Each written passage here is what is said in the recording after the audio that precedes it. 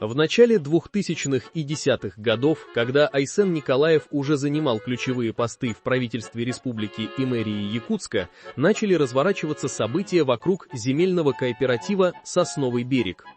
Именно в этот период на месте детских лагерей «Металлург» и «Геолог», где должны были отдыхать и оздоравливаться школьники, появился закрытый элитный микрорайон с особым статусом, шлагбаумом и коттеджами влиятельных чиновников и бизнесменов. В отношении распространения фальшивой информации, печатания всяких там подпольных, нигде не зарегистрированных материалов, я думаю, что компетентные органы проведут до конца все следствия и сделают соответствующие выводы в отношении тех.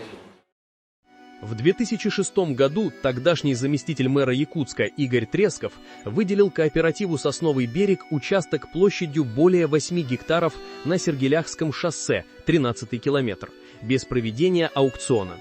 Так началось формирование якутской рублевки. Спустя годы он стал сенатором в Совете Федерации от Московской области. 2012 год. Прокуратура республики подает иск о признании договора между кооперативом и муниципалитетом ничтожным, требуя вернуть городу 10 тысяч квадратных метров. Решение суда вынесено в пользу города, но фактический возврат земли не осуществляется.